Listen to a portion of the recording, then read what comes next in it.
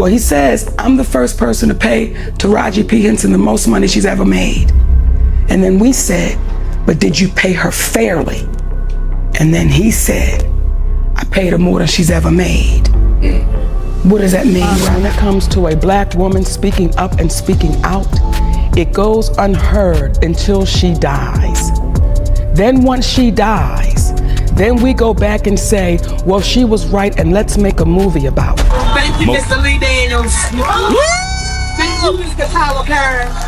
Thank you, Ms. Oprah Winfrey. You are not paying me equally. You are not treating me fairly. So y'all can suck my if I had one. Day 6 of the Diddy trial kicked off with the usual chaos. Paparazzi swarming outside, reporters packing the courtroom, and murmurs buzzing through the crowd as everyone braced for the next twist. But no one could have predicted what happened next. Monique. Yes, that Monique, the Oscar-winning actress and outspoken critic of Hollywood's dark corners, walked in through a side door and took the stand. Her name hadn't shown up on any official witness list. The room went still. You could feel the energy shift as she approached the stand with calm confidence. Diddy, dressed in a sharp charcoal suit, looked shaken for the first time in the trial. His attorneys scrambled, whispering frantically. Courtroom sketch artist didn't miss a beat, capturing the moment his usual composure started to crack. Then Monique began to speak, and not in whispers. She declared she was there to tell the truth, a truth she said she'd been punished for speaking out on in the past. She didn't hold back.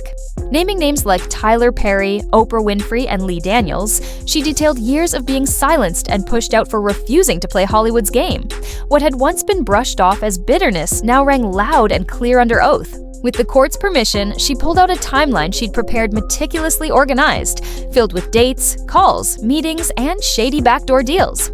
Prosecutors listened closely, especially when her account echoed earlier testimony from Cassie Ventura. Suddenly, this trial wasn't just about Diddy, it was about the entire machine behind him. The most jaw-dropping moment? A phone call she had with Tyler Perry in 2018. According to Monique, Perry admitted he'd been wronged and even promised to make it right publicly, but never did. Why? Because she claimed Perry said it would pull others into the spotlight, especially Diddy. That comment caused immediate chaos in the courtroom. Diddy's lawyers objected. Prosecutors pushed forward. She talked about NDAs, silent codes of protection, and whispered warnings in elite circles. Then came her own experience, a 2006 Diddy party she attended, thinking it was just another Hollywood mixer.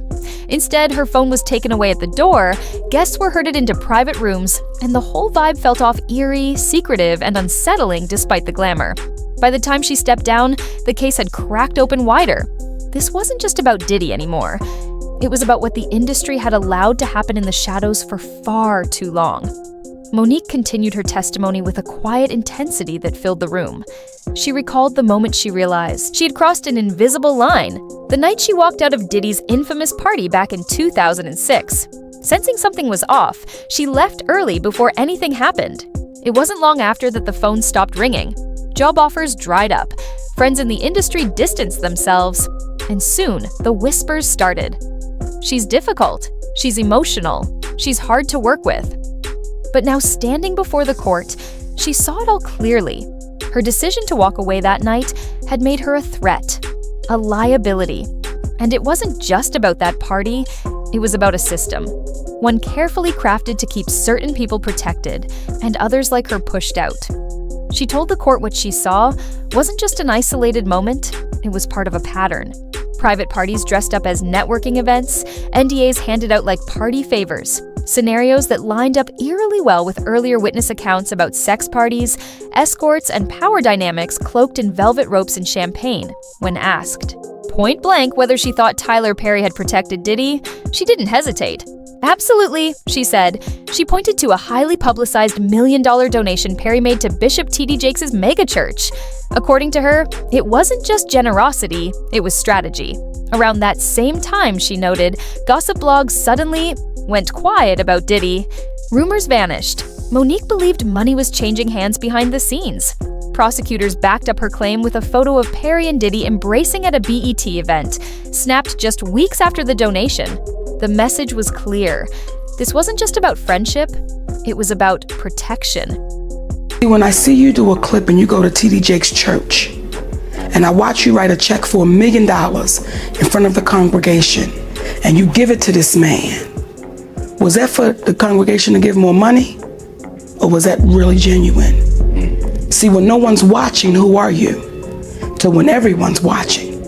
And we got a chance to see him when no one was watching. As she spoke, the courtroom fell into a heavy silence.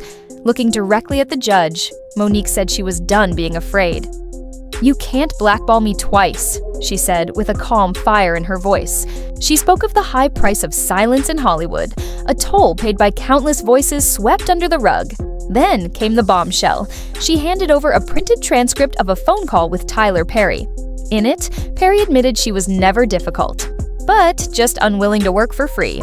He acknowledged he should have defended her publicly, but didn't, fearing fallout if Diddy's secrets were dragged into the light. The court accepted it into evidence, a crushing blow to Diddy's defense. The prosecution leaned in on the bigger picture. Even industry good guys like Perry were terrified of what would unravel if Diddy fell. Monique testified that Perry had warned her if Diddy goes down, he's taking others with him. Big names, big money. Then she dropped another name, Oprah Winfrey. Emotion tightening her voice, Monique described how, in 2010, she confided in Oprah about childhood abuse. Oprah promised it would remain private, but when Monique refused to promote Precious, under conditions she found exploitative, Oprah allegedly retaliated by putting Monique's abuser, her brother, on national television. The courtroom gasped. Monique didn't call it a coincidence. She called it a message, a warning. Stay quiet or we'll take control of your story.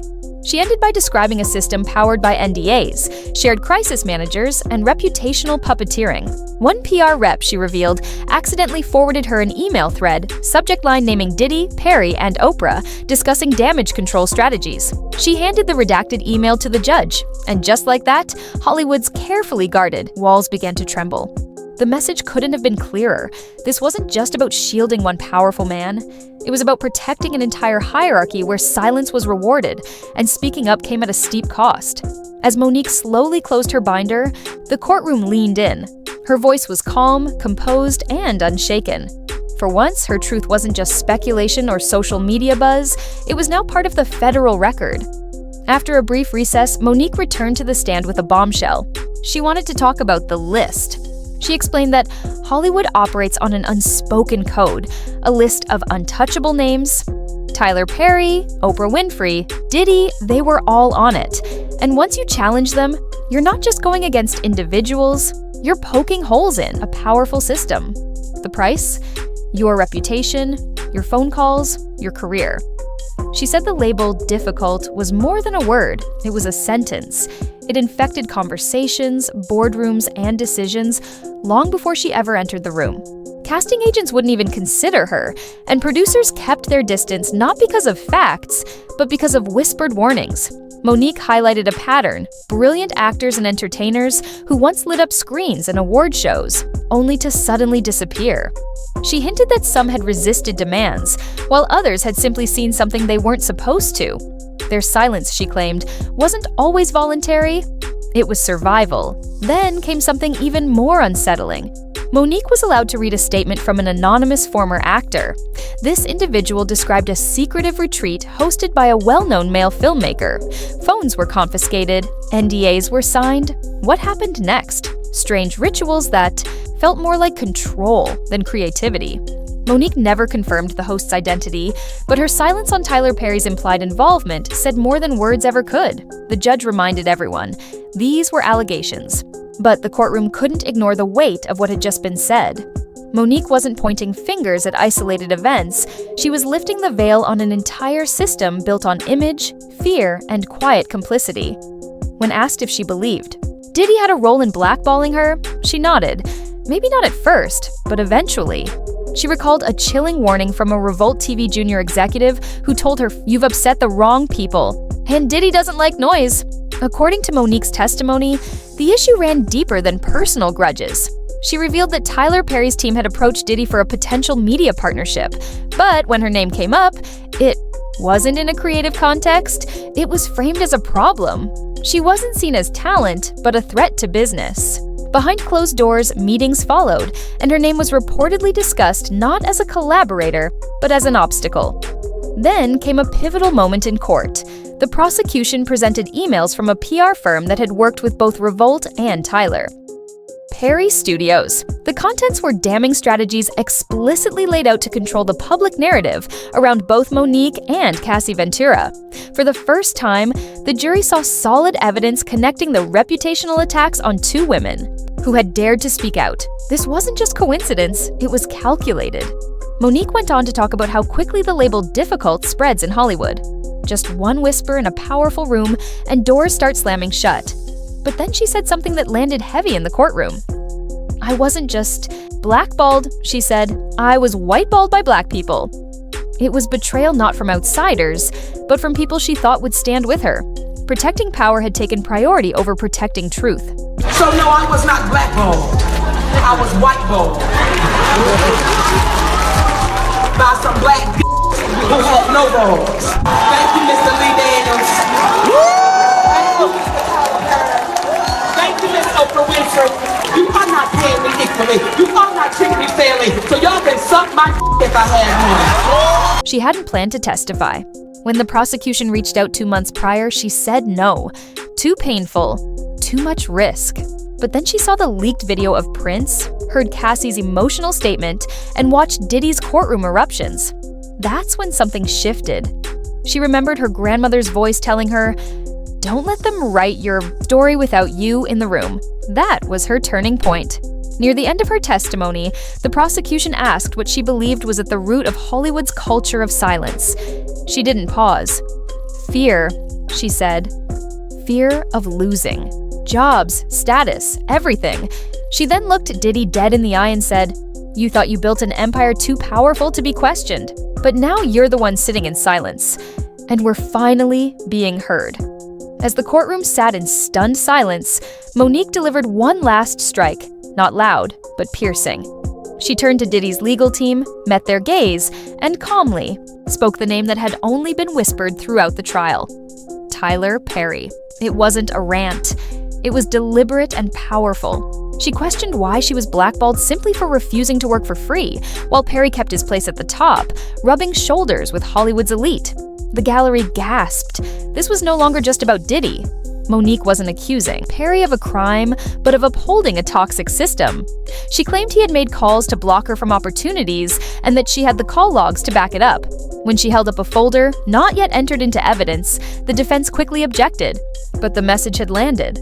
The jury wasn't just thinking about Diddy anymore, they were questioning the entire machine behind him. She didn't stop there. Monique revealed she knew who went to Diddy's parties, who signed NDAs, who kept quiet. The industry's favorite phrase, "be grateful," had become a tool to silence and control. Then came the bombshell, an audio recording where Perry apologized, admitted fault, but said going public would ruin everything. Looking out at the courtroom, she said, "I'm done protecting men who never protected me." That line echoed like a verdict. By the end, it was clear Monique wasn't just a witness, she was a reckoning. And the trial had become a spotlight on an empire built on silence.